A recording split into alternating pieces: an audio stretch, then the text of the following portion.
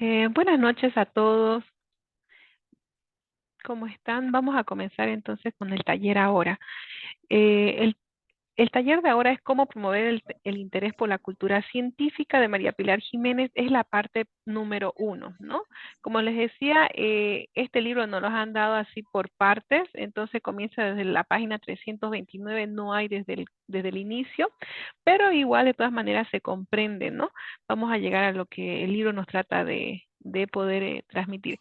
El libro de ese de María de Pilar Jiménez Alexandre aborda el problema del desinterés de los jóvenes por las materias científicas en la educación secundaria. La autora propone una serie de estrategias didácticas fundamentadas en investigaciones en didáctica de las ciencias para despertar la curiosidad y el interés de los estudiantes en el campo, ¿no?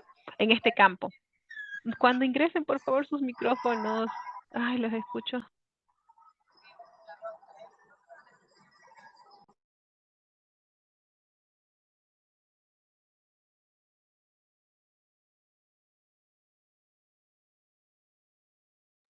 Creo que ya se sucedió. Ya, ok. Escuchaban ruido. Entonces, este libro está concebido para implicar al lector en el estudio de los problemas que plantea el aprendizaje y las enseñanzas de la ciencia y en la construcción de soluciones. Sí, un momento.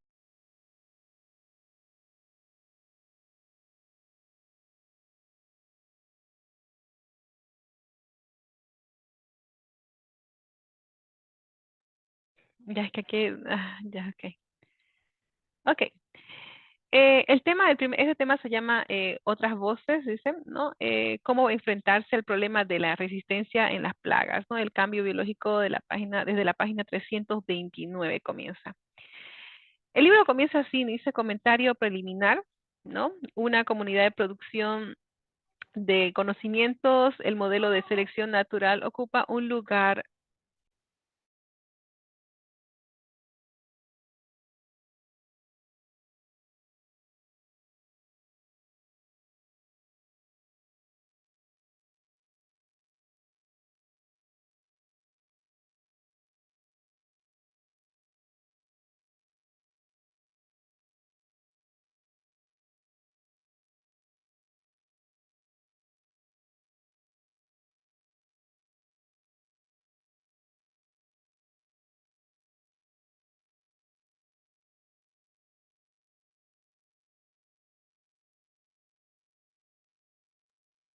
No se escucha nada.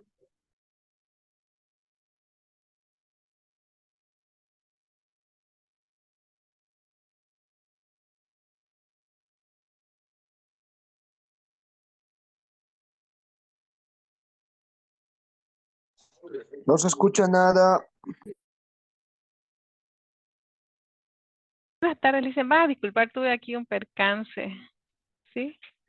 Entonces, pero ya voy a reanudar otra vez la grabación, va a disculpar. Ya. Comentario preliminar. Entonces, el libro comienza así, dice una comunidad de producción de conocimiento. El modelo de selección natural ocupa un lugar central en la articulación de la biología como disciplina y como campo de investigación.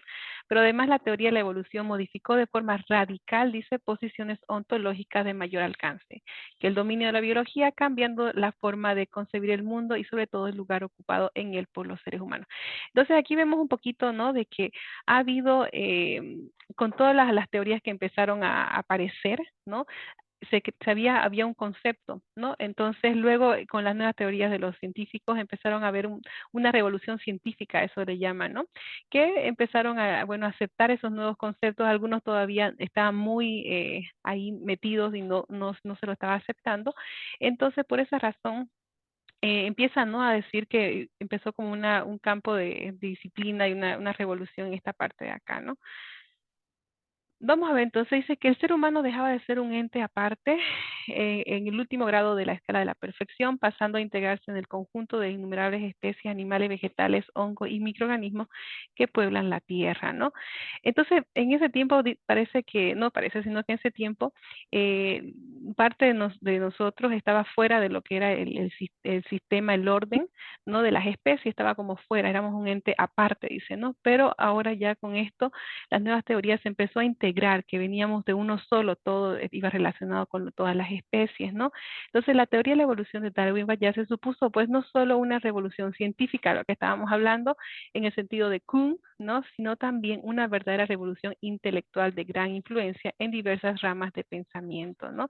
Empezó a decir esa revolución intelectual, ¿no? Que empieza a haber más ideas, ¿no? Más investigaciones, podemos decir, nuevos pensamientos, ¿no? Entonces dice de mucho valor calado que otras teorías de comparable relevancia científica. Entonces vamos a ir entrando en este momento a la parte en que cuáles son esas teorías, cuáles son esas propuestas. Pero antes de entrar, quiero recordarles que este libro, eh, como hemos dicho anteriormente, es un libro que es dado para nosotros como docentes para ayudar a nuestros estudiantes cómo podemos hacer que ellos se interesen por la ciencia, ¿no? Entonces, a pesar de que este libro está elaborado de esa manera, por eso vamos a ir viendo que dice comentario de los estudiantes, ¿no? Cómo hay preguntas para ellos y todo eso. Entonces, este libro ha sido para nosotros, para que nosotros podamos ayudarles a ellos. Fue elaborado por la UNESCO, ¿no? Si uno va un poquito a la tapa, entonces dice que la UNESCO fue la que se preocupó y bueno, quiso ver, ¿no? Que era el tema del problema que los estudiantes no se estaban mucho preocupando por aprender en el tema de la ciencia. Entonces, aquí nos da muchos eh, información, cómo nosotros como docentes podemos mejorar, ¿no? Hemos visto en los anteriores temas un poquito más de información, pero aquí nuevamente un poquito nos adentra, dice, ¿no? Bueno, vamos a ver, entonces el objetivo de este programa de actividades es que el alumnado participe trabajando en grupos como miembros de una comunidad de producción de conocimientos. Entonces aquí hay que recordar nuevamente que lo que se quiere es que los alumnos trabajen en grupos, no solamente ellos solitos, sino al trabajar ellos en grupo vamos a hacer que ellos puedan tomar la información y ellos puedan en grupo, puedan analizarla, ¿no? Puedan discutir, puedan utilizar su razonamiento para que ellos puedan, ¿no? Dar sus ideas, sus opiniones, ¿no? Entonces, por esa razón, una de las características de este programa es que ellos trabajan en grupo, ¿no? Después dice que en la búsqueda de las respuestas de algunas de las preguntas que se plantean de origen de los seres vivos. Entonces, este es un ejemplo nomás. Nosotros podemos poner otras propuestas. Incluso en este libro nos van a recomendar cómo debemos plantear los problemas o los temas que queremos dar a los estudiantes, cómo debemos hacerlo, qué pautas debemos dar, ¿no? Entonces aquí en esta parte nos plantea, por ejemplo, el origen de los seres vivos y después también puede ser los fenómenos evolutivos en la reconstrucción de los acalorados debates que la teoría de la evolución ha suscitado y sigue suscitando. Entonces aquí vemos en este tema, que ellos han escogido este tema para ayudarle a nuestros estudiantes a cómo ellos pueden, ¿no? Hacer uso de su razonamiento, ¿no? De su participación en grupo, como decíamos, y vamos a ir viendo. Entonces, ok, entonces dice acá, él dice, esto lo que yo estoy colocando está tal cual está en el libro, ¿no? Comienza así como lo han visto, ¿no? Así no hay, no me he comido nada, entonces a veces el comienzo es como, ¿y por qué está así? ¿Por qué no hay un tema así, no? Es porque el libro, como les decía, no nos han dado la mitad del libro, entonces estamos analizando ahorita un tema de cómo nosotros podemos utilizarlo para nuestros estudiantes. El tema que estamos utilizando, vamos a hablar de la evolución un poquito y algunos otros temas, pero nosotros podemos cambiarlos, ¿no? Podemos poner nuestro propio tema ya después cuando nosotros trabajemos con nuestros estudiantes, ¿no? Pero en este tema estamos viendo lo que es del tema que ellos nos han dado, nos dan el ejemplo y cómo hacerlo, ¿no? Entonces acá tenemos el diseño de las actividades se enmarca en la perspectiva de Geire, que considera el razonamiento científico más que como un proceso de inferencia, como un proceso de toma de decisiones. Un ejemplo de eso sería el ejercicio humano de juzgar, ¿no? Entonces le puso también porque para algunos puede ser que, ¿qué es inferencia? ¿No? Dice que es el proceso, aquí arribita se los coloqué, que es el proceso por el cual se derivan conclusiones a partir de premisas o hipótesis iniciales, ¿no? Entonces sería como si yo, por ejemplo, no sé, veo algo, ¿no? Saco yo una conclusión de lo que yo estoy viendo, escuchando, o la información que me está llegando, yo saco una conclusión de eso, ¿no? O una hipótesis, puede ser que, no sé, ese accidente pasó por esa razón, me imagino que el conductor estaba, no sé. Entonces, hay una hipótesis, ¿no? ¿Por qué? ¿Cuál es la razón? Entonces, esa inferencia sería eso, o en otras palabras, lo llama como el ejercicio humano de juzgar, ¿no? Eso lo llama Geire. Entonces, varias de las actividades demandan que el alumno tome parte en procesos de elección entre los distintos modelos o teorías. Entonces, como decía, ¿no? El alumno en este programa trata de que ellos sean activos, ¿no? Que ellos participen, ¿no? Dijimos ya que es en grupos, ¿no? Entonces, y reflexionando sobre los criterios utilizados para ello. Siguiendo la propuesta de Dodge, 1997, ya aplicar una perspectiva de la enseñanza de las ciencias. Me están facilitando una cámara ahorita, pero ya, no sé, a ver si, no sé cómo colocarla. Ya, ok. A ver si funciona. No, dice que no detecto. Ok, No sé, vamos a ir. pasará Ya, subo. de qué.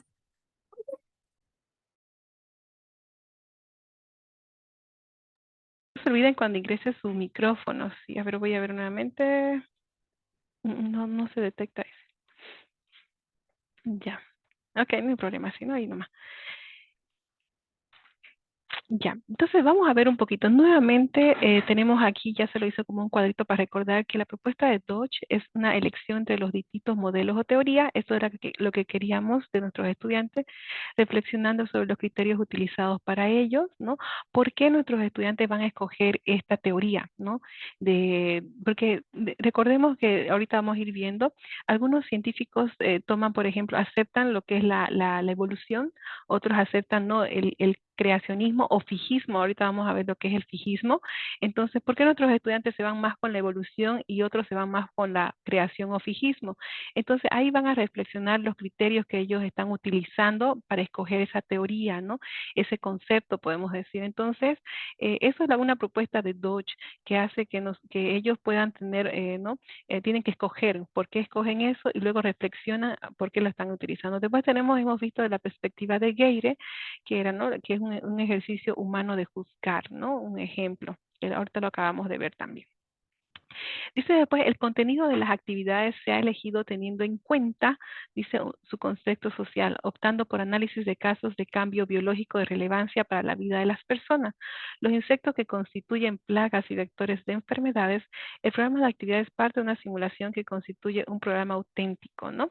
Cuya resolución vertebra la unidad. Entonces, aquí nos está hablando un poquito de que va a haber un problema, ¿no? Va a haber un problema que los estudiantes van a tener que analizar, y ese problema tiene que ser auténtico. Al decir que tiene que ser auténtico, tiene que ser algo significativo, algo que no sea, digamos, solamente por darlo, sino que le podemos decir que incluso les ayude a nuestros jóvenes a participar más, se motiven, podemos decir, ¿no? Entonces, y va a haber un debate.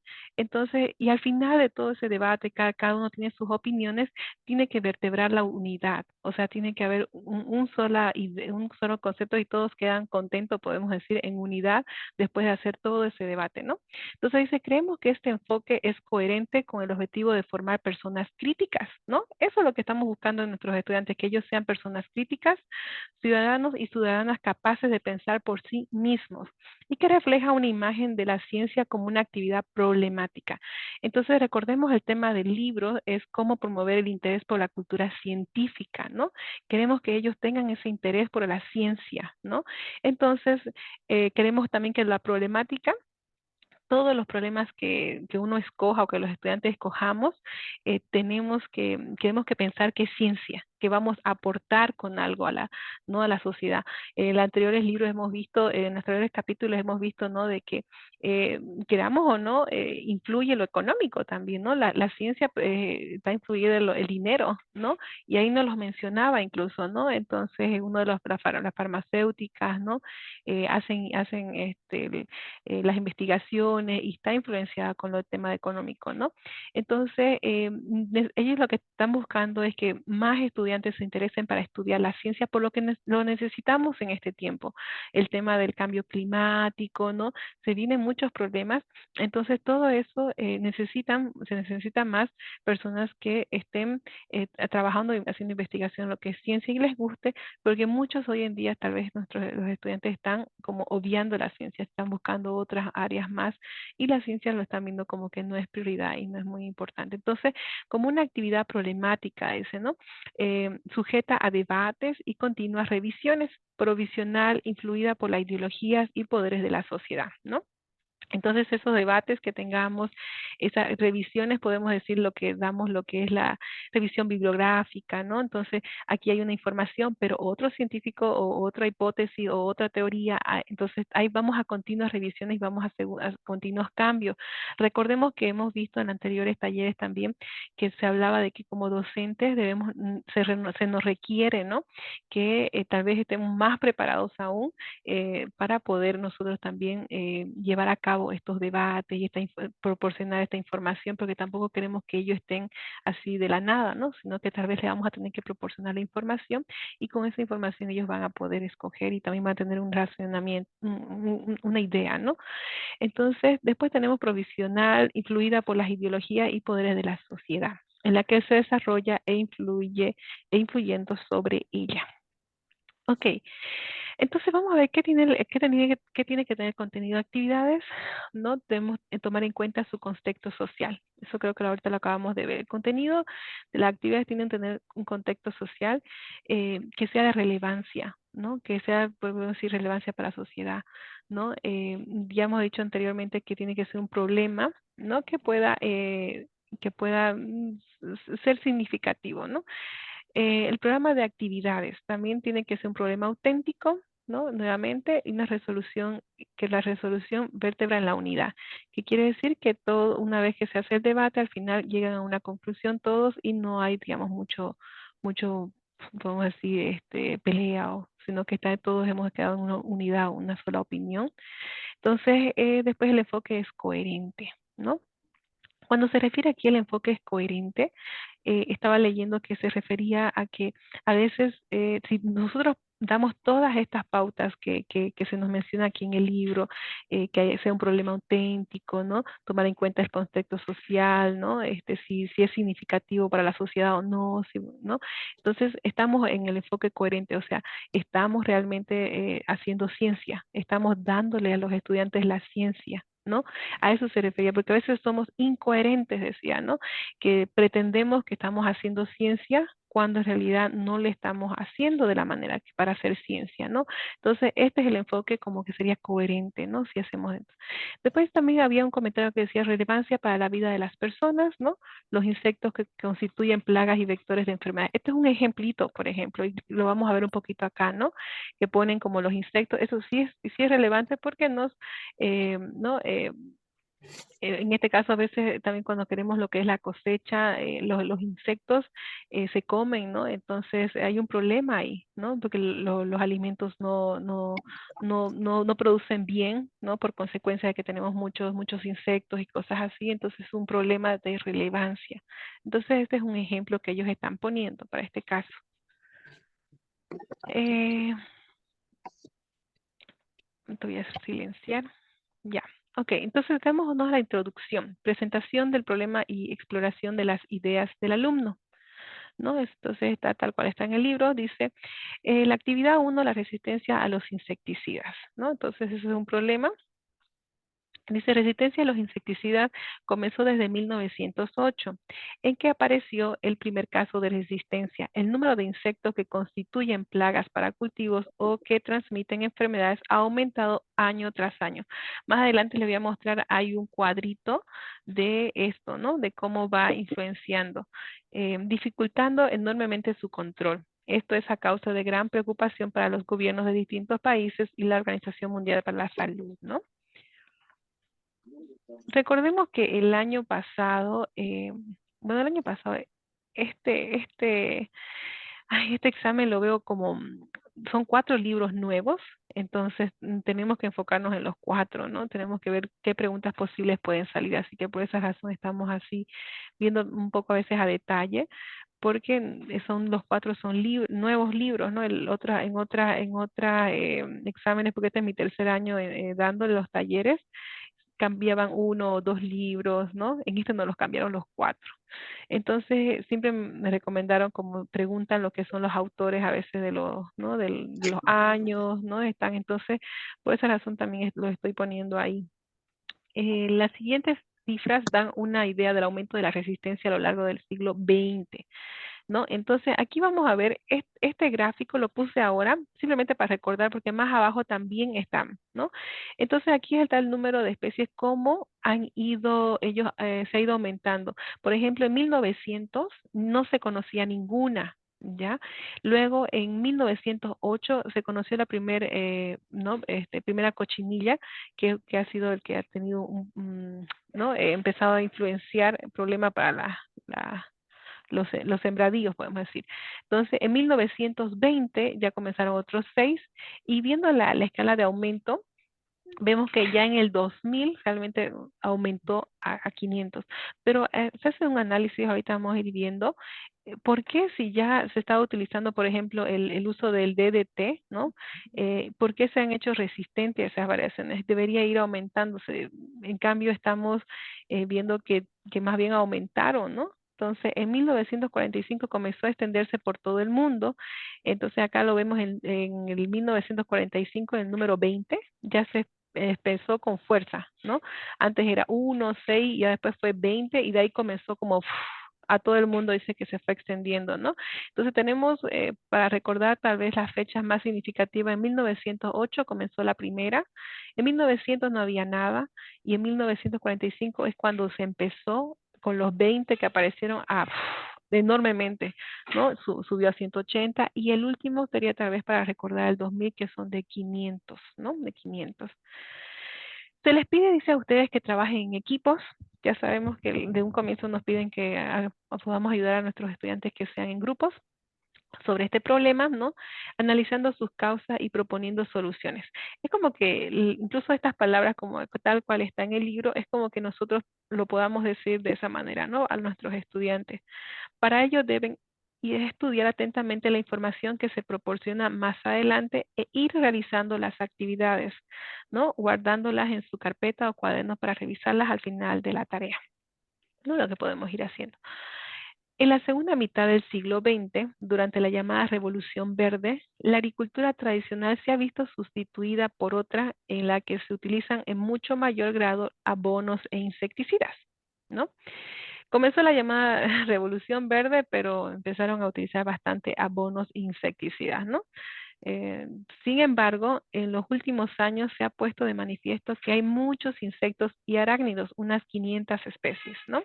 De los que constituyen plagas, ¿no? Para los cultivos. Entonces, el cuadrito anterior que estábamos viendo, que se los mostré, serían esas la cantidad de plagas, ¿no? Que comenzaron con una, después empezaron las 20, se subieron a 500, ¿no? Como pueden ser las polillas de papa, los barrenadores de maíz o las moscas que atacan los frutales, a los que no hacen efecto los insecticidas más utilizados o que necesitan cantidades mayores para su control, ¿no? Este fenómeno se la conoce como resistencia, ¿no? Entonces, se están volviendo más resistentes las especies, ¿no? De estos insectos.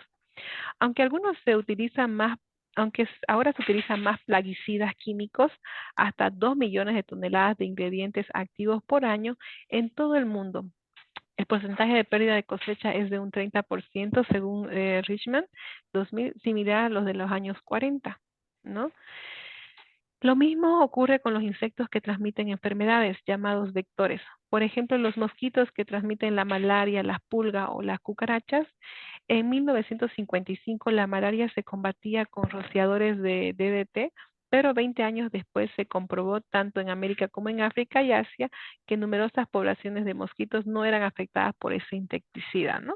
Entonces, en vano estaban utilizando los rociadores de DDT para, ¿no?, eliminar a los mosquitos. Esto no les funcionaba y después recién se dieron cuenta que no estaban funcionando, ¿no? Después, ¿qué explicación creen que tienen el hecho de que hace años le hiciesen efecto los insecticidas y ahora no? Si piensan que hay varias explicaciones posibles, anótenlas todas, ¿no? Bueno, esta es una actividad para los estudiantes que les podemos hacer.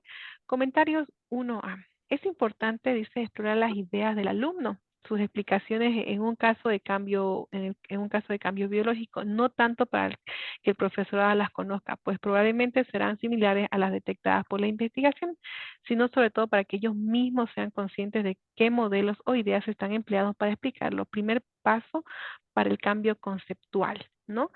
Entonces, tenemos que dejar que ellos, ¿no? Que ellos den sus ideas, ¿no? Los alumnos den las ideas. Incluso en una parte del libro se menciona de que si ellos se equivocan en esas ideas, no los corrijamos en ese momento, ¿no? Dejemos que ellos estén con ellos solitos a medida que vamos avanzando en el tema. Entonces ellos mismos se dan cuenta, lo que yo estaba creyendo no había sido la respuesta, ¿no? Entonces, como que no lo matemos en ese momento. Entonces, no está bien lo que estás pensando, sino que dejemos que ellos sigan, ¿no? Para que ellos puedan llegar a ese cambio conceptual, que ese razonamiento, esa idea, porque a veces también son un poquito tímidos, ¿no? Entonces, tenemos que dejar. Luego, bueno, tenemos, según muestra distintos estudios, por ejemplo, Jiménez, Alexander, 1991, solo una pequeña proporción, menos del 10% de estudiantes de secundaria o bachillerato, explican la resistencia por supervivencia diferencial, ¿no? Ya le empiezan a, una poca cantidad de estudiantes, ¿no? Que dan una respuesta y, y esa respuesta es, ¿no? Que es que tiene una resistencia, ¿no? Por supervivencia diferencial. Dice la mayoría, más del 60% la explica porque se ha ido acostumbrando a ese veneno, y por procesos genéticos de inmunización progresiva. Entonces acá vemos un 10% solamente, bueno, puede ser por resistencia, que se han hecho más resistentes. La otro 60% ya dice que se han ido acostumbrando al veneno, se han hecho más fuertes, no sé. Por procesos genéticos sería de inmunización progresiva, es decir, utilizando la idea de adaptación como proceso y la herencia de los caracteres adquiridos, ¿no? Cuando dice la herencia de los caracteres adquiridos, más adelante igual vamos a un poquito a ver eso.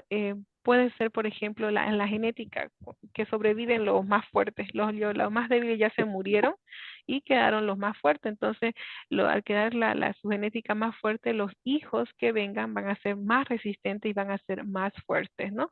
Entonces, esos son los caracteres que le da la genética, ¿no? Porque los otros no pudieron resistir, se murieron y quedaron los más fuertes. Entonces, por esa tal vez razón puede ser una de las causas que ahora no les afecta mucho ¿no? lo que son los insecticidas. Otro dan explicaciones finalistas, dice, ¿no? Que son las especies han mejorado con el paso del tiempo, ¿no? Es conveniente conservar las explicaciones previas para que al final de la unidad los alumnos y alumnas puedan compararlas, dice, con las nuevas, ¿no? Siendo así conscientes de lo que han aprendido. No se trata de darles ahora la respuesta, eso es lo que les decía, ¿no? Si se equivocaron, los dejamos con su idea, ¿no? Que defiendan modelo de la selección natural, sino indicar que seguiremos trabajando a lo largo de la unidad.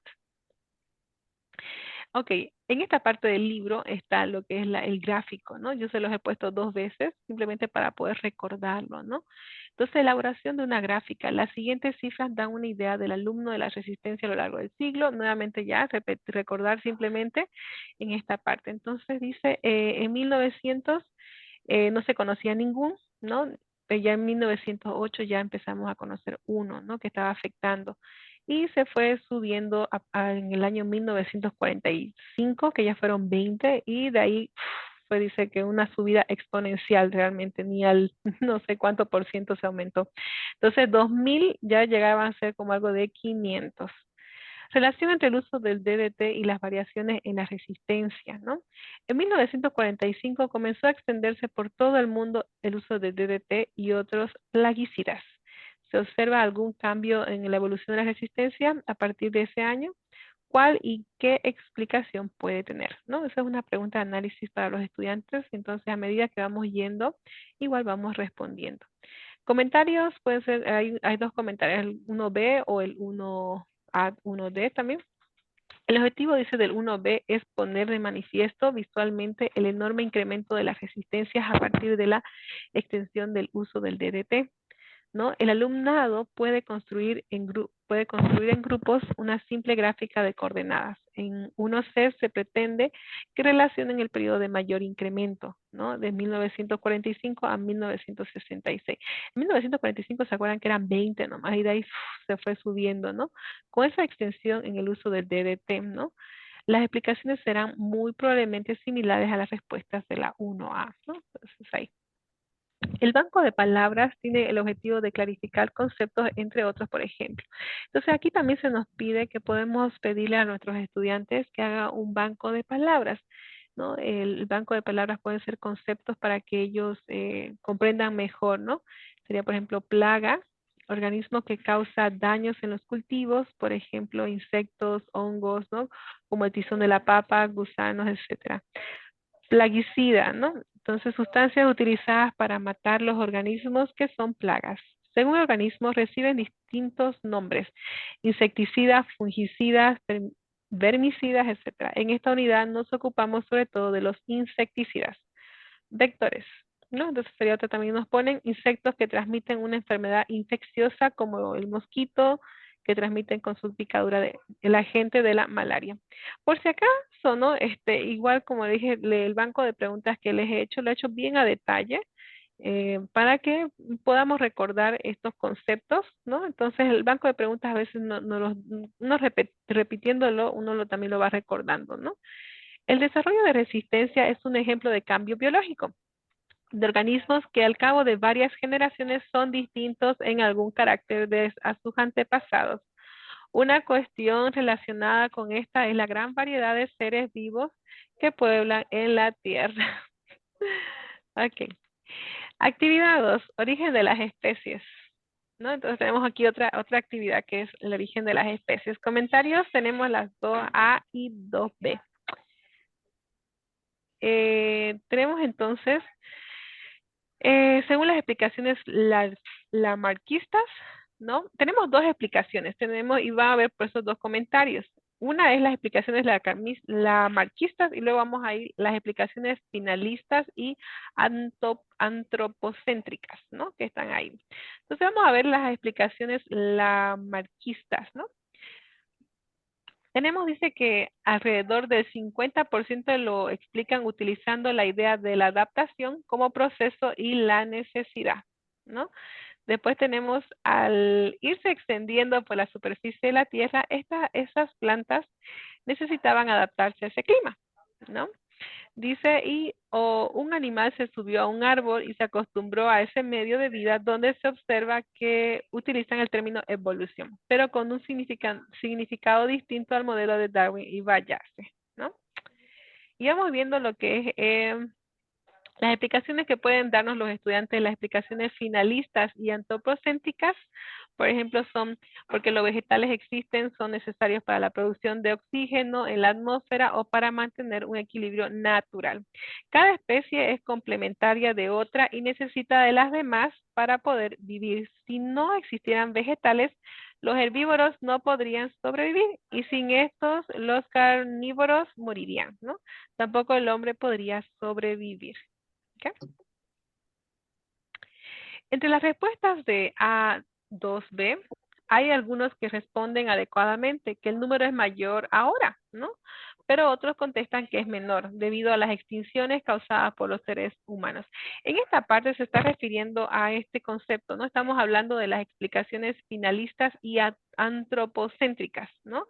Que es la 2B. Ya la 2A, las respuestas nos dieron estas explicaciones lamarckistas, y en la 2B empezaron a darnos sus opiniones, y en esa ellos también se encuentra que hay algunos que responden adecuadamente que el número es mayor ahora, pero otros contestan que es menor. Mayor antes y menor. Debido a las extinciones causadas por los seres humanos, lo que pone de manifiesto, se está refiriendo a las especies, por si acaso aquí no lo veo que le coloqué las especies, pero está tal cual está en el libro, se está refiriendo a las especies que antes, ¿no? Que el número es mayor ahora. Y eso también más adelante en la parte del libro se menciona que el número ahora es mayor de las especies que tenemos, que antes, que en el pasado, ¿no? Entonces esa es la respuesta correcta, que el número es mayor ahora. Pero otros contestan que es menor y ellos se justifican diciendo que es debido a las extinciones, ¿no? Causadas por los seres humanos. Lo que pone de manifiesto una confusión entre magnitudes, ¿no? El número de especies se incrementó desde los primeros organismos, ¿no? Al gran número que existe en la actualidad y que han existido en momentos anteriores, ¿no? Desapareciendo en las grandes extinciones como la del Cretácico, en la que perecieron los dinosaurios. Hay que tener acá un poquito yo soy un poquito detallista en algunos aspectos. Yo sé que si uno lo lee lo podríamos dejar pasar, pero aquí hay información, por ejemplo, si en el examen pregunta en qué época ha sido la extinción de los dinosaurios, porque se menciona aquí en el libro, pero está así bien, no como un tema completo, sino que así como una leída rápida, si le damos como que lo vamos a dejar pasar. Pero está acá, por eso lo puse por si acaso, ¿no? Nunca sabe cuando quieren dar en el examen. Pero entonces acá se menciona que los dinosaurios perecieron en el Cretácico, ¿no? Y si buscamos información, me puse igual a buscar en el internet, y sí, en el Cretácico es donde se escucha se tiene la mayor gran extinción de los dinosaurios, ¿no? Entonces, y por si acaso está también aquí lo menciona. Entonces, ¿cuál es la relación entre el número de especies ahora y en los primeros tiempos de vida en la Tierra, según las respuestas comunes de los estudiantes de la cuestión 2B? Esta misma pregunta, solamente le he puesto 2 preguntas aquí, ¿no? Lo van a encontrar en el documento que se los voy a facilitar. ¿Qué dijimos? ¿Que había más especies ahora? ¿Hay menos especies ahora? ¿O hay algún número de especies ahora? No se menciona ninguna relación. Hay más, inciso A, hay más especies ahora. Hay más especies, ¿no? Hay más especies. Y eso que me acuerdo del anterior que fuimos estudiando, y no me olvido, yo creo que no se van a olvidar. Algunas cosas de acá no nos vamos a olvidar desde ya. El siguiente taller lo vamos a cambiar, o sea, vamos a empezar a hacer las preguntas, porque tenemos bastantes preguntas de simulacro, y vamos a ir recordando lo que ya estamos viendo ahora, ¿no? Entonces va a ser un poquito diferente, no se va a repetir mucho estos talleres, sino que va a ser diferentes talleres para que nos nutramos de diferentes ángulos, ¿no? ¿Qué sucedió en la extinción del Cretácico?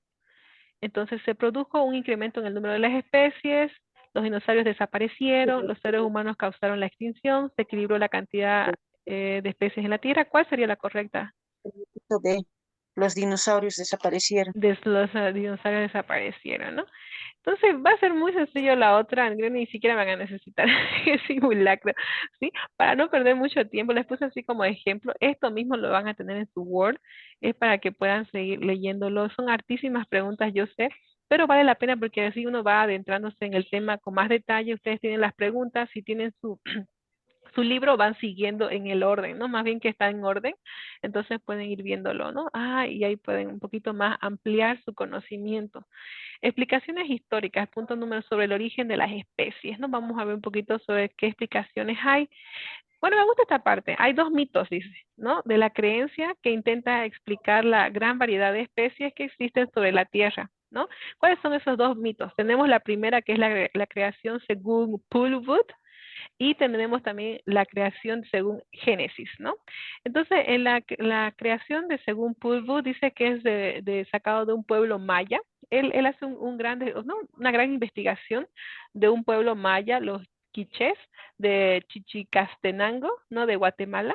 Entonces, de ahí él saca, ¿no? Ese mito, esa información, podemos decirle, y si uno va a internet, por ejemplo, me puse a buscar, empecé a ver, había un video largo hasta de 15 minutos, ¿no? Un poquito lo empecé a ver, se parece mucho a lo que se menciona en la Biblia.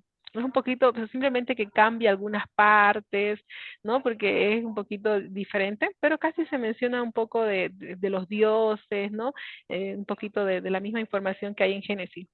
Después la otra dice que es la creación según Génesis, ¿no? Que es la Biblia.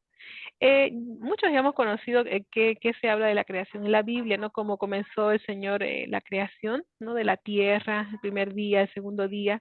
Entonces, en la página 333 lo pueden ver si quieren a qué se refiere. Pero de entrada les digo que se parece un poco a la historia, solamente que un poquito en la creación según Pulwood cambia algunas cositas, pero va casi similar a lo que es Génesis. Entonces, actividad, para que vayamos recordando, esta teoría o estos mitos se llevan más a lo fijismo. Más adelante vamos a ir hay una pregunta, ¿qué es? ¿Es evolucionista o es fijista. Entonces, estos dos se van más al lado fijista. Después vamos a ver más adelante qué es el fijismo. Fijismo o evolucionismo, ¿ya? Tenemos así tal cual como está en el libro, dice, el fijismo dice que todas las especies aparecieron al mismo tiempo. Esa es la teoría, esa es la idea del fijismo, que todas las especies de una sola, ¡pum!, aparecieron, ¿no? O sea, no hubo evolución, no hubo cambio, no fuimos cambiando. El fijismo es que todas aparecimos desde tal como estamos ahorita como personas, ¿no? Así de un comienzo estábamos. Lo mismo los animales siempre han sido como están ahora, han sido en el pasado, ¿no? No ha habido cambios. Entonces, eso es la idea del fijismo. Ya podemos hacer silenciar. ¿Sí? Entonces, todas aparecieron al mismo tiempo, al inicio de la historia de la Tierra y que no han cambiado, manteniéndose inmutables y fijas, ¿no? Esa es más que todo también la idea que acabamos de ver de los dos mitos, se va más a este lado del fijismo. Después tenemos lo que es el evolucionismo. Dice, proponen que las primeras especies han ido cambiando, ¿no? O han ido evolucionando y que las que existen ahora son diferentes y descienden de aquellas pocas especies primitivas, ¿no? Entonces, el evolucionismo, creo que el más claro es que tenemos de los monos, ¿no? Antes éramos monos y después ya fuimos cambiando, ¿no? Entonces hemos ido evolucionando, ¿no? Entonces, eso más o menos ahí tenemos una idea. Ops, espero que... Ya, ok, sí, son 3 al inicio. Ok, esta de acá. Causas, tipos de causas por su origen, ¿no? ¿Cuáles fueron las causas para su origen? ¿Qué tipos de causas tiene, no? Entonces, los fijistas dicen que la aparición de las especies se debe a causas sobrenaturales, ¿no? Y que actuaron una o pocas veces de manera excepcional, ¿no? Ya. No se olviden ingresar con su micrófono apagado. Entonces, los fijistas dicen que la aparición de las especies se debe a causas sobrenaturales y que actuaron una o pocas veces de manera excepcional. En la geología esto se conoce como catastrófico, ¿no? Después tenemos lo que es la evolución, pues para las teorías evolucionistas se debe a causas que tienen que ver con fenómenos naturales, observables y que proceden a un ritmo lento, ¿no? Y de forma repetida uniformismo. Esta parte de acá también un poquito se repite, ¿no? Que el evolucionismo, sus cambios van de un ritmo lento, no es como marcado de aquí a otro, de aquí a un año ya se ve un cambio enorme, sino que es tan mínimo que podemos decir años o no sé, mucho tiempo se va cambiando, ¿no? No es tan rápido. Después tenemos tipos de causa por su semejanza o diferencia con las iniciales, ¿no? Para las teorías fijistas, las causas que operaron en los primeros tiempos eran diferentes, ¿no? Para los evolucionistas son las mismas causas y procesos que operan en la actualidad, el actualismo, ¿no? Entonces los fijistas tienen eso de que eran diferentes en el tiempo pasado a los que tenemos hoy día, ¿no? De algunas de las causas. Después, de acuerdo al tipo de mecanismo, dice, para los fijistas hay casos especiales, dice. Por ejemplo, el ser humano es un caso aparte, objeto de una creación específica. Después tenemos para las teorías evolucionistas, los mecanismos y leyes de naturaleza son los mismos para todos los seres vivos, ¿no? Tipos de mecanismos. Ya. Ok, aquí hay una pregunta. Dice, ¿a qué grupo pertenecen las explicaciones de Poole, Wu y el Génesis? ¿Fijista o evolucionistas? Razonen la respuesta. Esto es para los alumnos que le podemos ir preguntando. Marquen las frases o fragmentos de cada texto que justifican el que lo hayan situado entre las fijistas o las evolucionistas. Comentarios 3A y 3B, ¿no? Dice, el objetivo es que los alumnos y alumnas reflexionen sobre algunos de los supuestos ontológicos y epistemológicos, aunque con ellos no utilicemos estos nombres, ¿no? que están en la base de la teoría de la evolución de Darwin y Bayes, así como los supuestos fijistas con los que constituyeron una ruptura. Al aplicarlos para situar las narraciones de Poole y el de Génesis en uno u otro bloque, ¿no? Para que puedan hacer suyos estos conocimientos en cuanto a las diferencias entre ambas explicaciones, es importante que operen con ellos, ¿no? El objetivo de los alumnos y alumnas que reflexionen, ¿no? Creo que es lo mismo que estábamos viendo, los supuestos ontológicos y epistemológicos de la teoría de la evolución de Darwin y Wallace, ¿no? Y después los supuestos fijistas para aplicarlos para situar las narraciones de Pulvo y de Génesis en uno u otro bloque, ¿no? Es lo que ahorita acabamos de ver. Ya. Estas posiciones, dices, descartadas, tenían su origen en creencias religiosas, en una interpretación literal de la Biblia, y llevaron a la iglesia a una posición frontal a las teorías evolucionistas. En ese tiempo, dice que no había muy fuerte lo que es la influencia religiosa, y por esa influencia religiosa, incluso, no recuerdo, ahorita vamos a leer, uno de los científicos no se lo tomó en cuenta. Creo que ese científico no pesaba mucho en ese tiempo, porque lo que era más fuerte era lo que era la iglesia, ¿no? Entonces, hasta hoy en día, incluso ahorita vamos a leer, hasta hoy en día tenemos lo que es esa influencia en Estados Unidos. Dice, no, no es tan fácil se acepta lo que es el evolucionismo, ¿no? Por el tema de la iglesia, son muy religiosas. Entonces, ahorita lo creo que lo vamos a ver esto. Y llevaron a la iglesia a una oposición frontal a las teorías evolucionistas, ¿no? Estaban ahí en contra, anteriores a Darwin, siendo el temor a este conflicto, según distintos autores, una de las causas de que se retrase durante 20 años, más de 20 años, la publicación de El origen de las especies, ¿no? Entonces, bueno, Darwin quería publicar su libro, quería sacarlo, pero todavía en esa época, en ese tiempo, estaba mucho, ¿no? Mucha negatividad con el tema evolucionista, y entonces se demoró su publicación más de 20 años, y el libro que él sacó se llama El origen de las especies, ¿no? Los temores de Darwin dice que estaban fundados y su obra fue incluida en el índice de libros prohibidos, dice, ¿no? Poniéndose en muchos países obstáculos a su enseñanza que aún persisten hoy en día, por ejemplo, en varios estados de Estados Unidos, ¿no? El evolucionismo requiere un marco en el que se acepten las causas naturales y la generalizabilidad y universalidad de los mecanismos naturales y de las explicaciones teóricas. La diferencia se resume en la figura tanto. Vamos a ver. Ok, en la actividad 4 dice, ¿qué edad tiene la Tierra?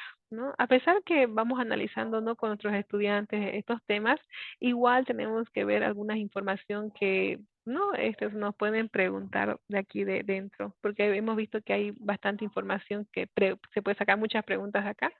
Entonces, 3 propuestas sobre la edad de la Tierra. Vamos a ver cuáles son esas propuestas.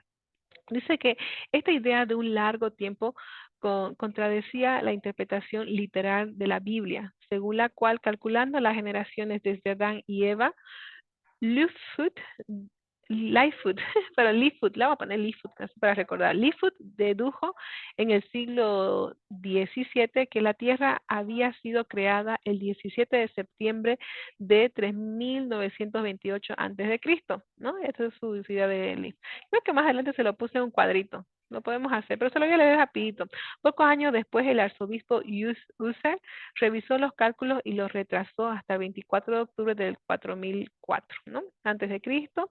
Y después, en el siglo XVIII, Buffon explicó la historia de la Tierra prescindiendo del diluvio y proponiendo una edad de 74.000 años. Pero, dice, en 1751 fue condenado por la Facultad de Teología y obligando a retractarse, a decir que estaba equivocado, ¿no? Entonces, bueno, ahí está. Entonces, aquí lo mismo que acabamos de leer, lo puse en un cuadrito para poder recordarlo por si acaso, sí. Lightfoot, le vamos a poner Lightfoot, dedujo en el siglo XVII. Lightfoot en inglés, light significa luz y pie de luz. Por eso me da chiste. El Lightfoot entonces dedujo en el siglo XVII, dice que la Tierra había sido creada en tal fecha, septiembre, ¿no? De 3928 antes de Cristo. Después teníamos también la idea del arzobispo User, que él dice que lo retrasó hasta el 24 de octubre de 4004 antes de Cristo, ¿no? Y tenemos a Buffon en el siglo XVIII, que lo hicieron que se retracte, ¿no? Entonces le puse entre paréntesis retractarse. Él propuso una edad de 74.000 años, ¿no? Pero luego hicieron que se retractase. Entonces, cálculos del físico Lord Kelvin. Vamos a ver quién era Lord Kelvin, ¿no? Él era un científico físico-químico, creo, o algo así. Entonces, porque se habla de la termodinámica por acá. Entonces, vamos a ver. En 1862, después de la publicación de El origen de las especies de Darwin y de los principios de geología de Charles Lewis, que defendía una edad de la Tierra del orden de miles de millones de años, el físico Thomson, conocido como Lord Kelvin. Entonces tenemos que memorizar a los dos, ¿no? Él era el físico Thomson, pero más conocido como Lord Kelvin, autor de la escala de temperaturas que lleva su nombre. Calculó esta edad basándose en el segundo principio de la termodinámica, ¿no? Afirmaba que si la Tierra se había ido enfriando desde una situación inicial de incandescencia y con el Sol como única fuente de calor midiendo, entonces su respuesta sería A, el aumento de temperatura a medida que se profundiza en el interior de la Tierra, gradiente geotérmico 1 a cada 33 metros, y B, la conductividad de la corteza, y suponiendo que la temperatura del interior que no podía medir era aquella a la que se funden las rocas, se podía calcular el tiempo que había tardado en enfriarse, es decir, su edad. Obtuvo un valor de 100 millones de años que más tarde redujo a 24 millones, ¿no? Entonces, en un, en un comienzo él decía, ¿no? O sea, son 100 millones, pero al final ya se quedó en 24 millones. Vamos a ver un poquito, hay una pregunta acá que habla, ¿no? De que si él se equivocó en esa idea o no. Los naturalistas Lewis y Darwin, Liel, le vamos a poner Liel para no olvidarnos, y Darwin pensaban que esto era demasiado poco tiempo, pero a estos datos y fórmulas cuantitativos no podían oponerse más que razonamientos cualitativos. Entonces, Liel y Darwin tenían más un razonamiento cualitativo. Entonces, y en cambio estaba, ¿no? Este físico Lord Kelvin estaban con sus fórmulas cuantitativas, que en ese tiempo dice que pesaba mucho más, ¿no? Que lo que en ese tiempo quería mostrar Liel y Darwin no era muy refutable o no era de mucha importancia. Entonces, los cualitativos se marcan más cuando decimos, ellos tal vez hacían más de investigación de libros, ¿no? Observación, ¿no? En cambio, los cuantitativos es más de números, ¿no? Cuando entonces podemos decir que para este físico Lord Kelvin era más pesado su refutación. Pero aquí más adelante vamos a ver que se equivocó, ¿no? O sea, al final el que más se aceptó fue el de Darwin, los cálculos. Vamos a ver ahorita acá. El tiempo dice necesario. Mira, le llamamos a Ismael. Los micrófonos. Yo también sufro acá porque estamos aquí con dos. Ya, el tiempo necesario para que se formase el relieve y los seres vivos llegasen a ser como lo que conocemos hoy, no cifras concretas, y él mantenía que en el interior de la Tierra había procesos que generaban energía. La física era una ciencia prestigiosa, ¿no? Entonces, la física de este físico Lord, que acabamos de ver, dice que tenía más prestigio, más peso, ¿no?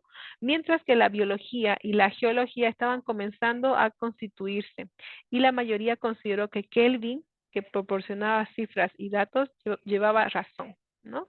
Entonces aquí se ve que ellos aceptaron más los datos de Kelvin, que porque en ese tiempo era más famoso lo que es la física, ¿no? Más exacta, podemos decir también. Cálculos actuales, datación absoluta y relativa. A partir del descubrimiento por Marie y Pierre Curie de la desintegración de los elementos radioactivos que generan energía y calor en la Tierra, los cálculos de Kelvin perdieron uno de sus fundamentos, ¿no? Entonces aquí ya vemos como aparecieron estas, como les dije, todo el tiempo hay nueva información.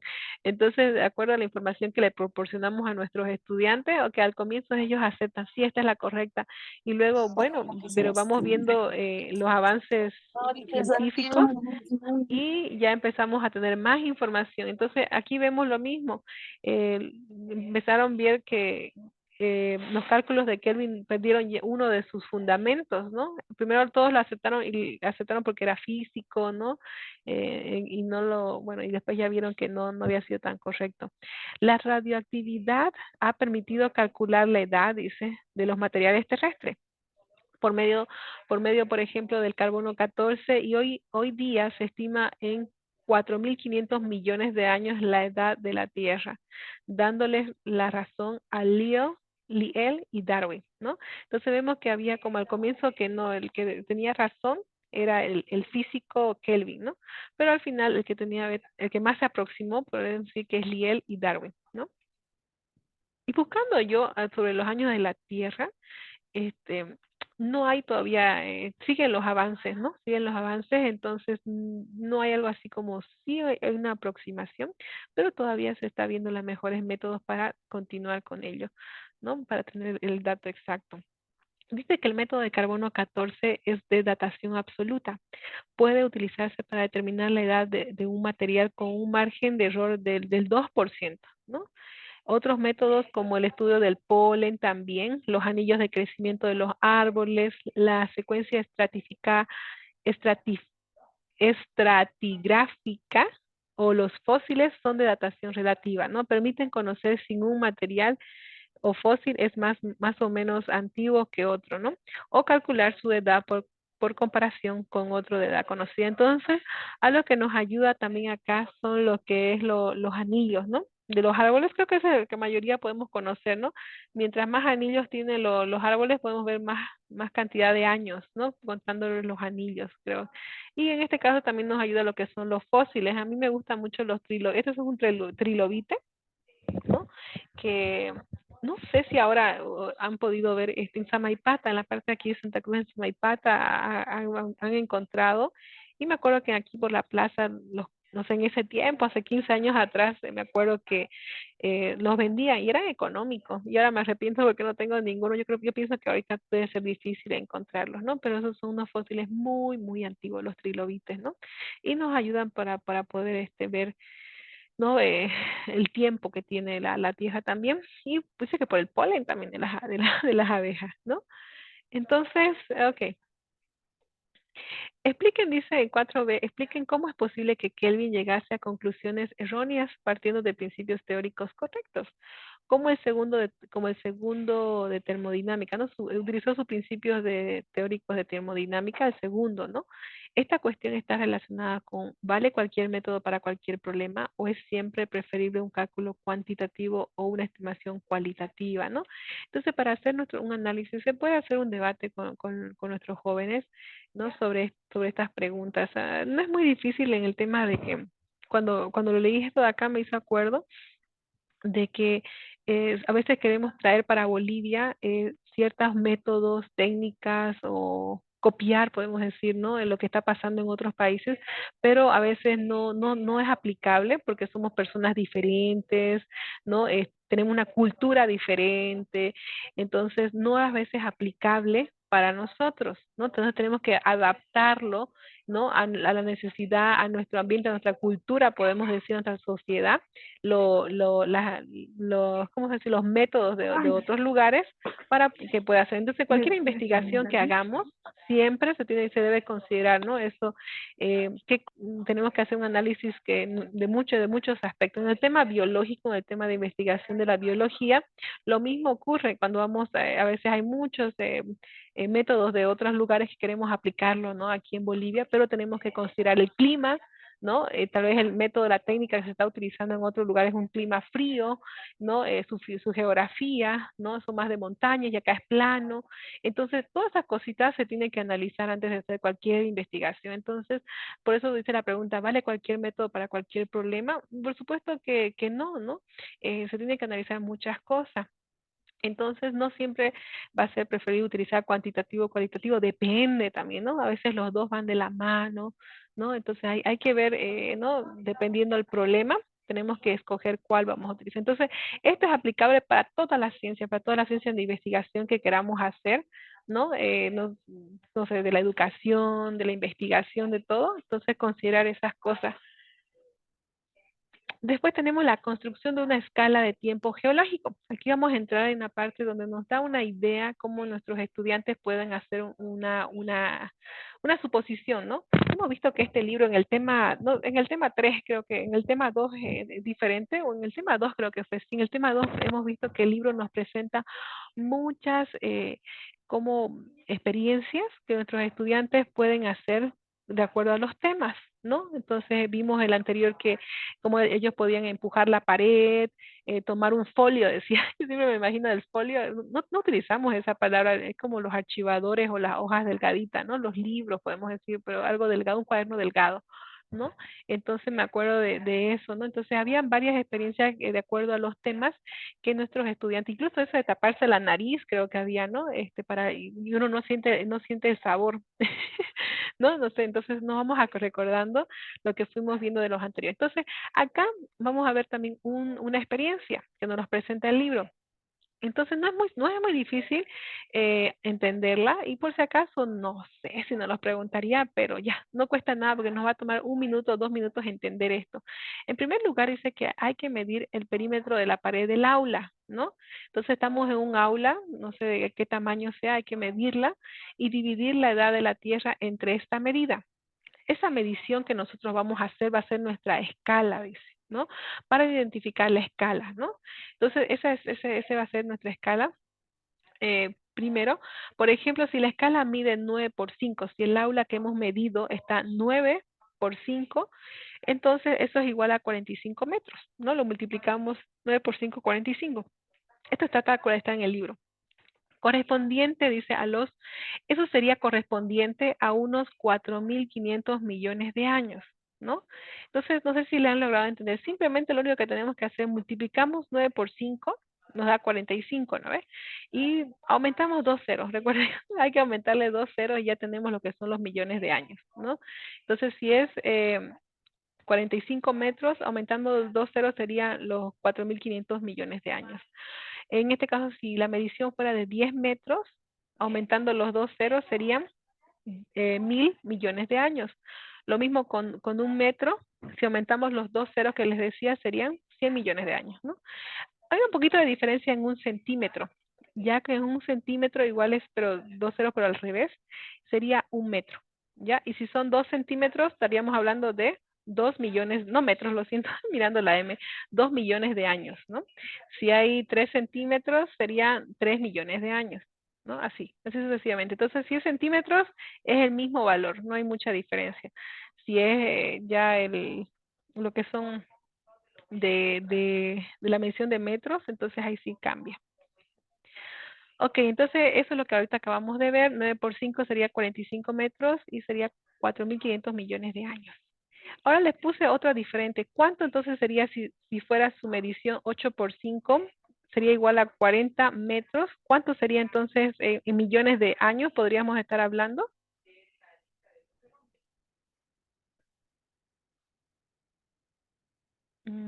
¿Me han entendido? 4.000. 4.000, ¿no ves? Con 2 ceros. Excelente, 4.000. 4.000 Sí, millones. 4.000, ¿no ves? Ahora recordar 2 ceros.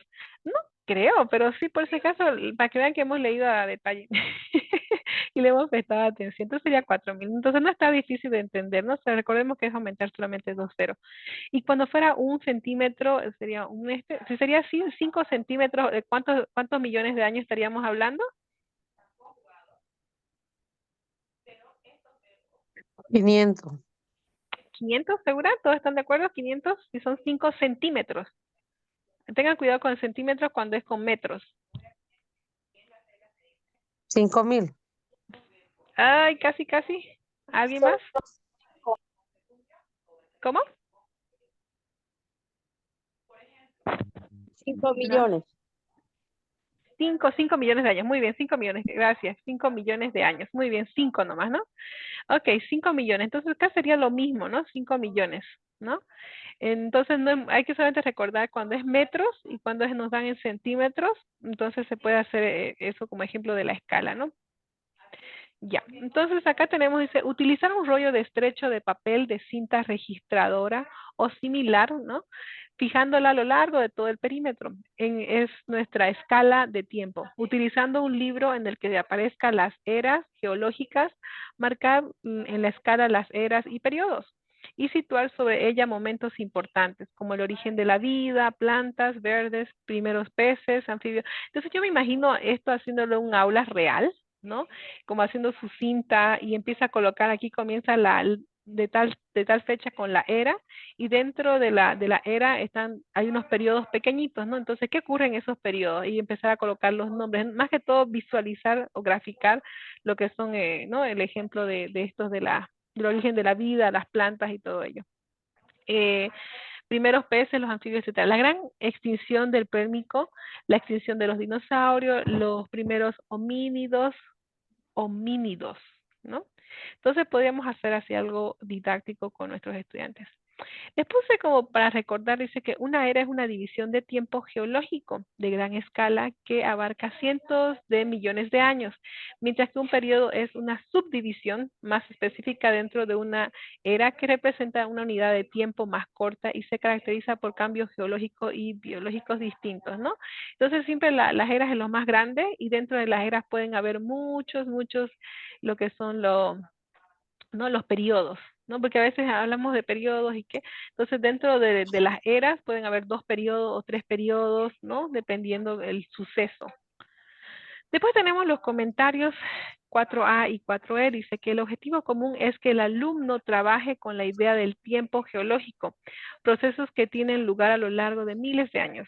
Un concepto que presenta serias dificultades de aprendizaje, pues es muy diferente de la escala de la vida humana. Una gran proporción de estudiantes elige un valor medio, digamos, de 45 a 450 millones de años en lugar del valor correcto de 4.500 millones, ¿no? Aunque en la última década la popularidad de películas como Parque Jurásico y otros materiales sobre dinosaurios hacen que tengan una idea aproximada de la fecha de extinción de estos ¿no? Que son hace unos 65 millones de años, y por tanto deduzcan que la edad de la Tierra debe ser mayor, ¿no?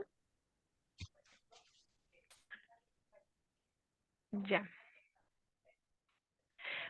Es un dato sobre el que podemos preguntarle si las cifras que proponen son menores, ¿no?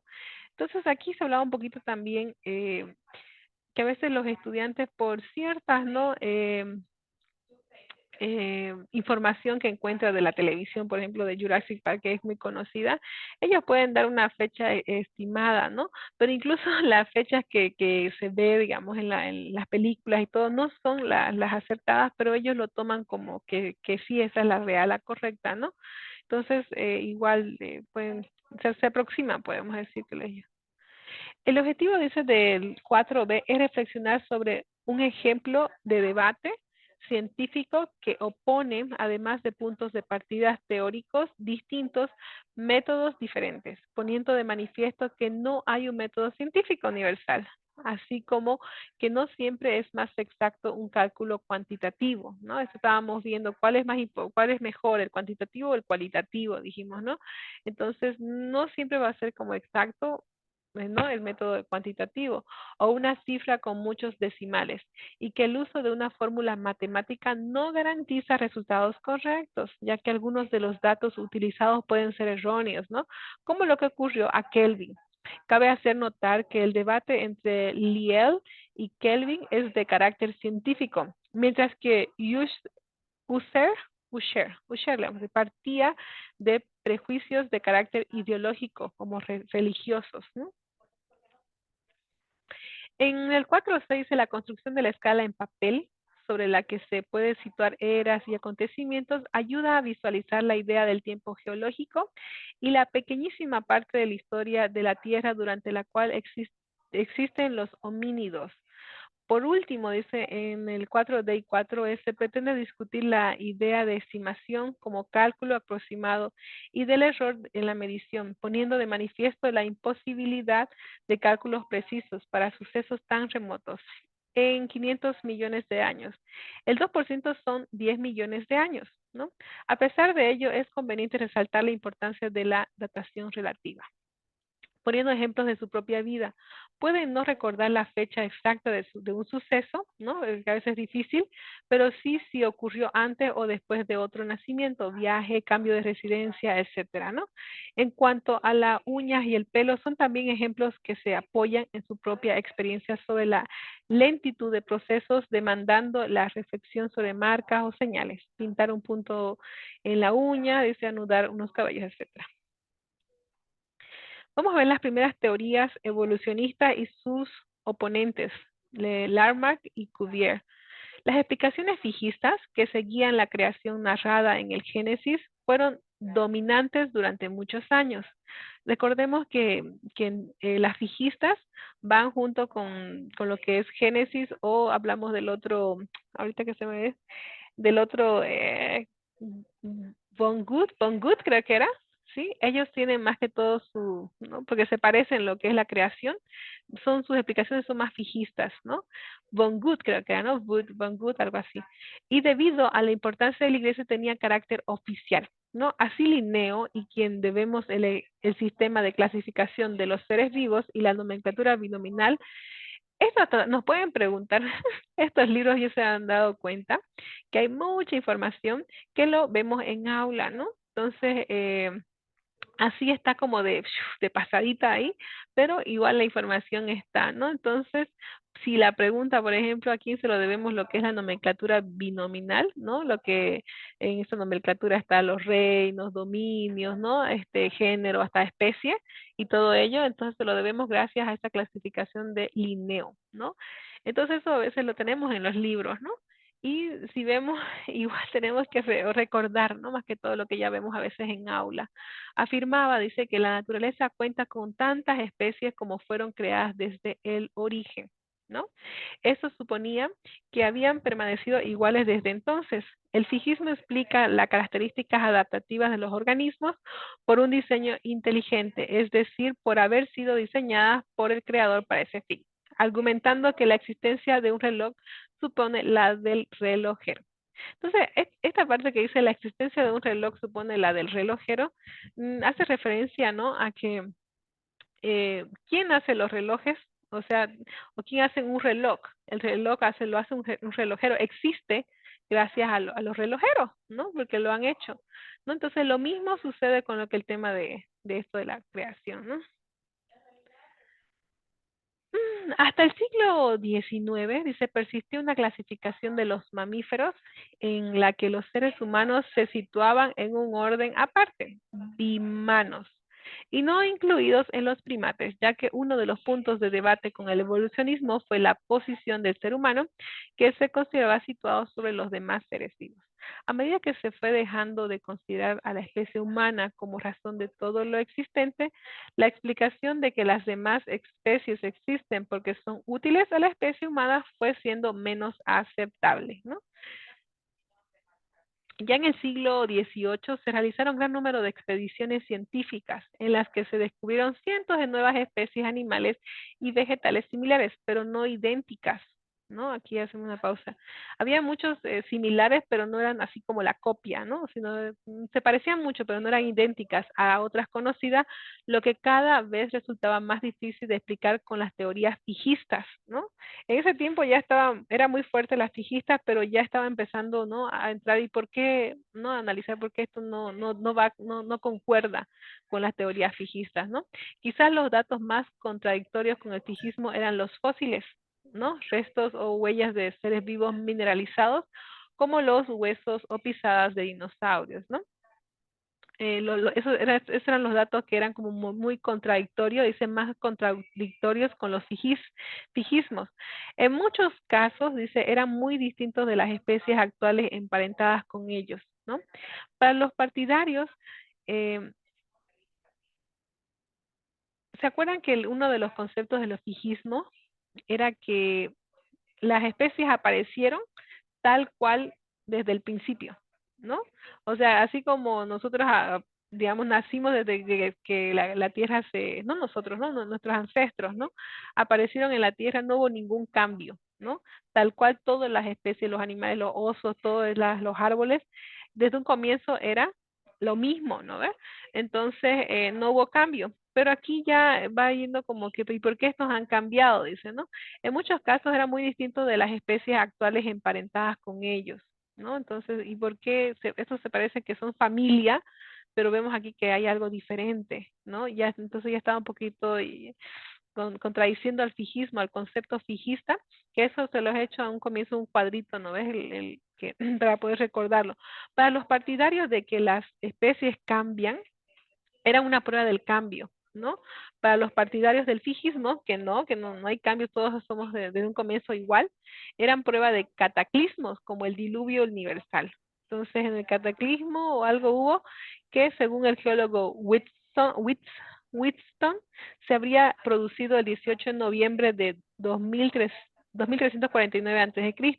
y que podía haber transportado seres marinos a la cima de las montañas. A estos organismos antiguos se les llamaba antediluvianos. Antediluvianos, ¿no? Vamos a analizar a continuación el primer intento de teoría evolucionista, Lamarck, y la que se le opuso Cuvier. Opuso, ¿no? Vamos a ver. El modelo evolucionista de Lamarck, ya vamos a ir terminando esta partecita, esta es un poquito más. Tendencia a la perfección. La idea de cambio o transformación de las especies tiene precursores, pero Lamarck en 1744 hasta 1829 tuvo el mérito de estructurarla por primera vez de forma coherente, lo que se produce en el contexto de los descubrimientos de nuevas plantas y animales en expediciones y de las polémicas sobre los fósiles, ¿no? Lamarck se dedicó, dice, al estudio de los animales inferiores que llamó invertebrados y parece que esto hizo cambiar sus ideas pasando a defender la transformación de unas especies en otras. Con el paso del tiempo, la continua diferencia de las situaciones, tras muchas generaciones sucesivas, estos individuos que pertenecían originariamente a otra especie se encuentran transformados por fin en una especie nueva, distinta de las primeras, ¿no? Dice, además de la reputación de la inmutabilidad de las especies, Lamarck señaló otra importante condición. Los cambios se producen a ritmo lentísimo, ¿no? Lo que vimos a un comienzo, ¿no? Que no es que los cambios se van haciendo rápidos, ¿no? Muy mínimos, ¿no? Pues la naturaleza dispone de un tiempo infinito y debido a ello son imperceptibles. Propuso una explicación a las especies fósiles extintas distinta al diluvio u otras catástrofes, ¿no? Lamarck también consideraba a los seres vivos ordenados en una escala de menor a mayor complejidad o perfección y proponía que los órganos cambiaban por uso o desuso, ¿no? Cuando dice que proponían los órganos que cambian por uso o desuso, es que algunas especies si no lo usan, ya no, o sea, lo pierden, algo así. Entonces, y ahí creo que ahorita vamos a ver si, no sé si está acá, lo de la serpiente. La serpiente le gustaba estar arrastrándose, por eso no desarrolló patas, ¿no? Sus piecitos. Entonces, algo así. Entonces, las especies, si por uso, ¿no? Ellos, como la jirafa necesitaba alimentarse de las ramas más altas, empezó a estirarse, entonces empezó a usar y empezó, ¿no? A crecer. En cambio, ya el desuso ya sería porque no las empezó a utilizar, entonces lo perdió. Necesidad o costumbre y que las características adquiridas, donde estamos, no. Ay, sí, ya. De sus necesidades o costumbres que las características adquiridas se transmiten a la descendencia, ¿no? Dos ejemplos son su explicación de la desaparición de las patas y en las serpientes y de la longitud de patas y cuello de la jirafa, ¿no? Aquí está el ejemplo justamente, ¿no? Dos ejemplos son esa explicación, la desaparición de las patas en la serpiente y la longitud de patas y cuello en la jirafa, animal recién descubierto que despertaba mucha curiosidad, ¿no? Las serpientes deberían, dice, en consecuencia, como vertebrados que son, tener 4 patas. Sin embargo, al haber tomado la costumbre de arrastrarse sobre la tierra y esconderse bajo las hierbas, han hecho que su cuerpo adquiera una longitud considerable y en absoluto proporcionada a su grosor. Como consecuencia de los esfuerzos siempre repetidos para alargarse, para poder pasar por espacios estrechos, ¿no?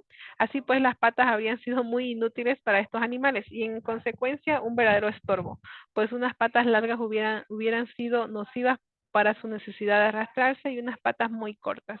Hubieran sido incapaces de mover su cuerpo. Así la falta de empleo de estas partes ha hecho desaparecer totalmente las mismas, ¿no? Entonces el desuso.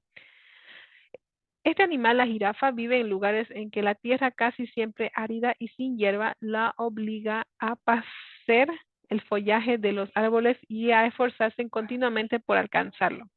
De esta costumbre resulta, ay, no creo que nos pregunten, ¿no? Pero una vez, el año pasado preguntó de la del camello, me acuerdo, cuando decían del camello, yo no podía creer que le iban a preguntar eso del camello. Pero aquí hay una analogía, no analogía, sino hay un ejemplo que vemos de la serpiente y de la jirafa, ¿no? Por si nos preguntase, digamos, ¿no? ¿En qué ejemplo le ponen?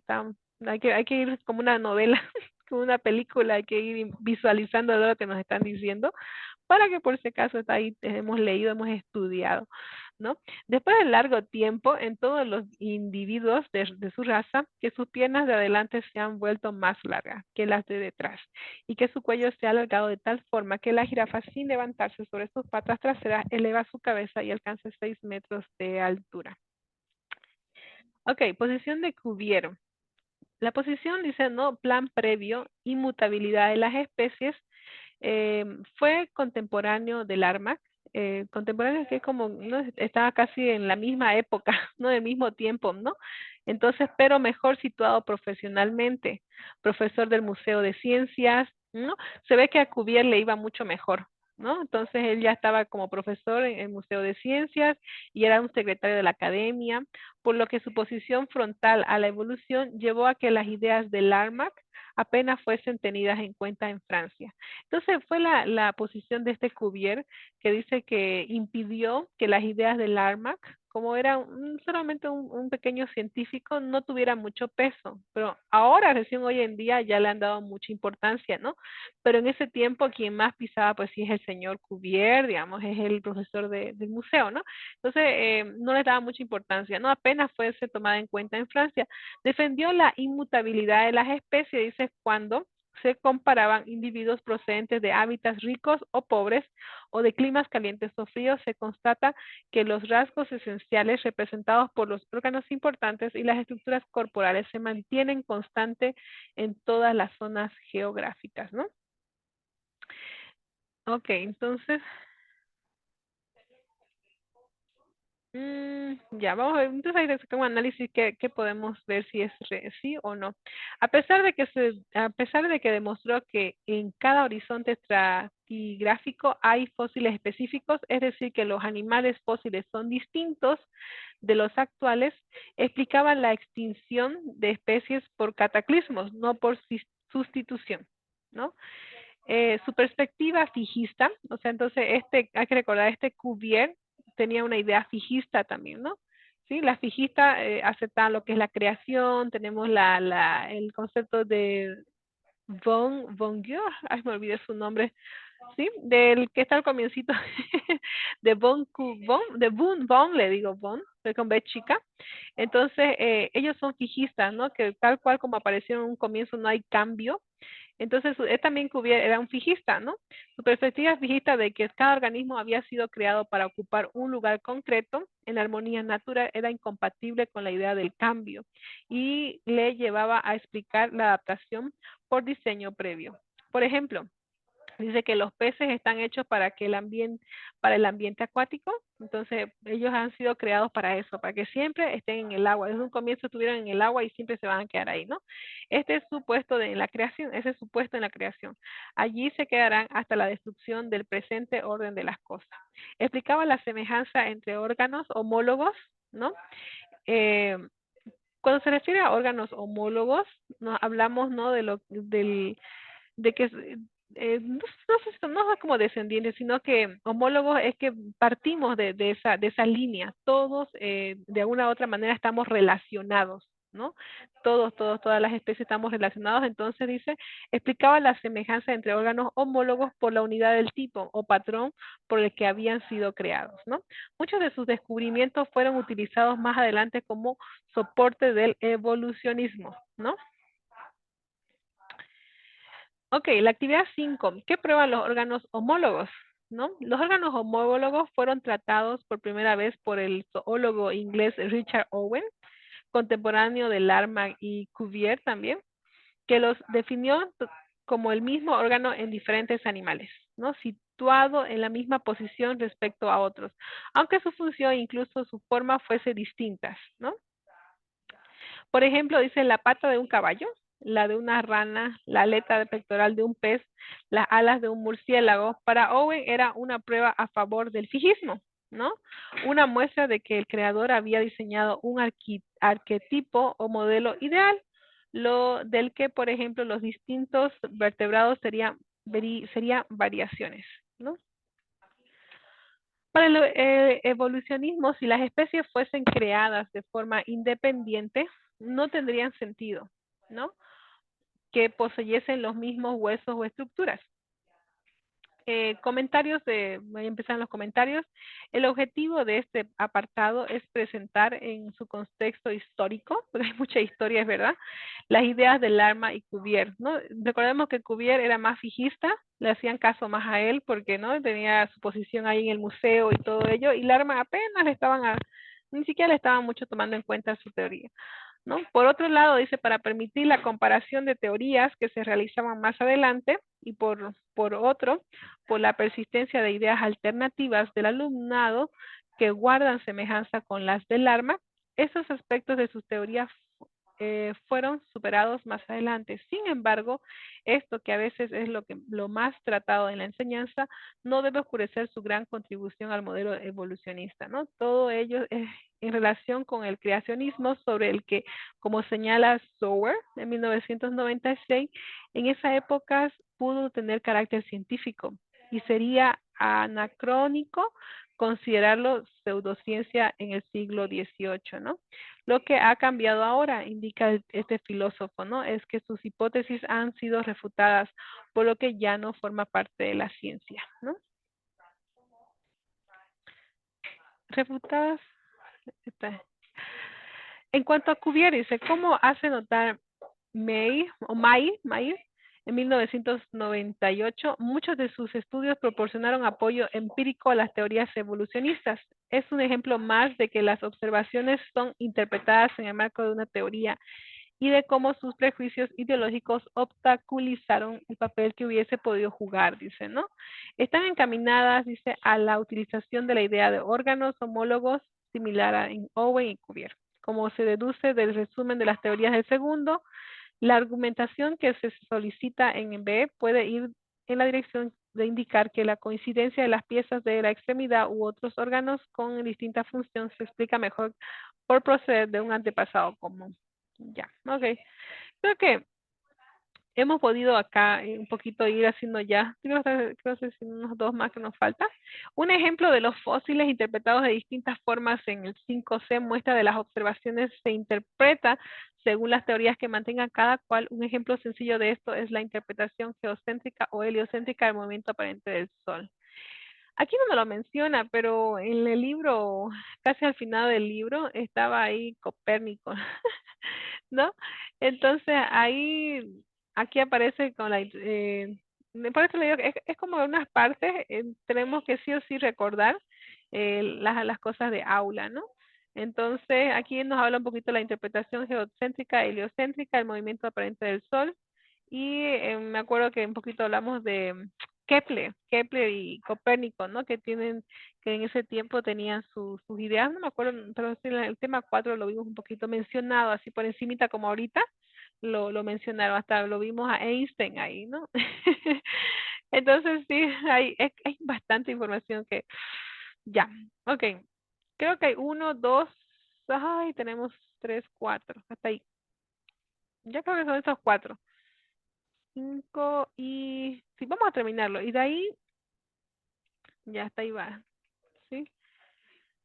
Ay, voy a tomar... Ya. Ya vamos entonces viéndolo. El modelo evolucionista de Darwin y Wallace, ¿no? Heliocéntrica, hasta acá. Ya. Hasta aquí vamos a quedar. ¿Sí? Una pausa aquí. Aquí vamos a quedar. ¿Sí? La otra parte, vamos a ver acá un ratito. por el tema del tiempo, lo vamos a ver después, pero quiero mostrarle, mañana vamos a ver lo que es el otro tema. Ya hemos visto el tema 1 de que es biología básica, vamos a ver el tema 2, vamos a tratar esta semana de terminar este libro también, nos faltan 3 capítulos. De este tema nos faltaba solamente este tema para poder terminar, pero me gustaría mucho que pudieran ver este material que tomó semanas creo en hacerlo. Es uno de los primeros que más tenía completo y está más a detalle. Entonces vamos a ir viendo, por ejemplo, algunas preguntas. ¿Qué relación, que nos ayuda mucho, ahorita voy a ver un poquito aumentar, qué relación se menciona entre el uso del DDT y las variaciones en la resistencia a lo largo del tiempo, ¿no? Lo que estábamos hablando no se menciona, ¿no? Entonces la respuesta es la B, dice, ¿no? El uso del DDT ha llevado a un aumento constante de la resistencia. Sí se menciona eso en el libro, que se ha visto que se está utilizando mucho más las DDT para que los insectos mueran, porque se están haciendo más resistentes, ¿no? Entonces sí se menciona eso y más abajito viene lo que es un poquito de su fundamento.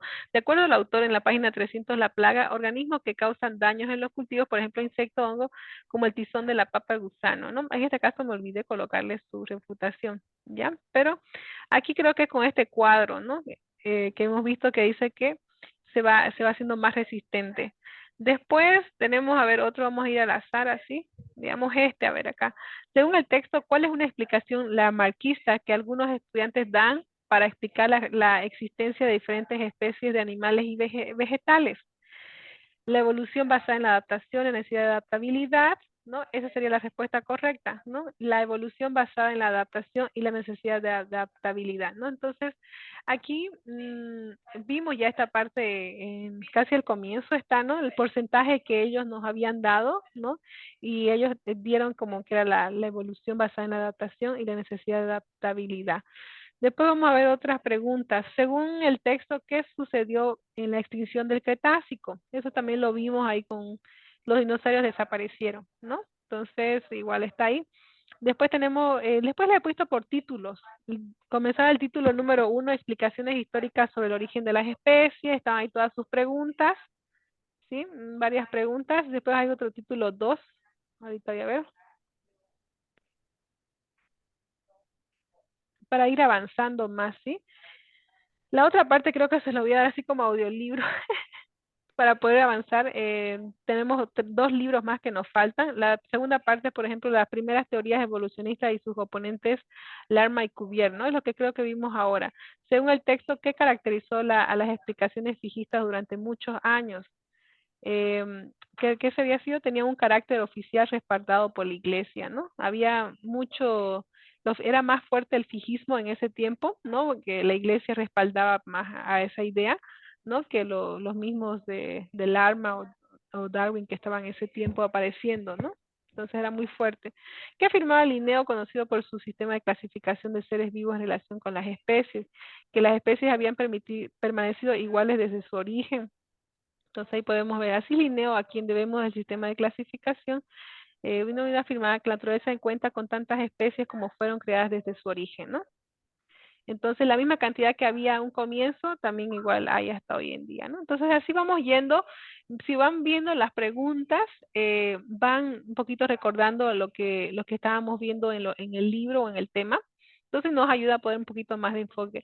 ¿Por qué se lo pongo? Estoy en la página 38. Sé que son hartísimas preguntas, ¿no?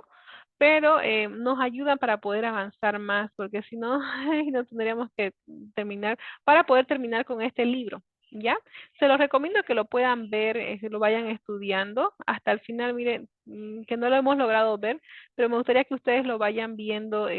Al final sí puedo escoger unas que otras preguntas para nuevamente el taller, para ir estudiándolo, recordando los temas, pero sí se los voy a mandar para que esto lo puedan ver, este tema 1, que es uno de los más larguitos también, ¿no? Y poder avanzar. Mañana vamos a ver lo que es biología básica. Ya vimos el tema 1, vamos a ver el tema 2.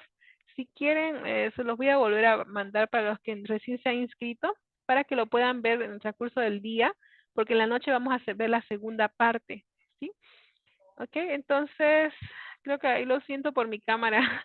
No me dieron cámara esta vez. Licenciada, una Sí, consulta, una sí, consulta. A ver, hoy empezamos, bueno, uno, como usted dice, algunos nuevos empiezan a mirar ya. lo que usted estaba explicando ahora, pero no hay continuación, o sea, mañana ya es otro libro y esto se queda ahí, Sí, ¿o Lice. cómo es? Disculpe. Este de acá es el tema 1, es que nos faltaba el tema 1, no lo teníamos la grabación. Entonces tenemos ya la grabación del tema 2, 3 y 4, ¿sí? Ahora hasta mañana porque se tiene que cargar todavía. Voy a un ratito a poner pausa. Ay, por favor, dígame que sí, no está pausa.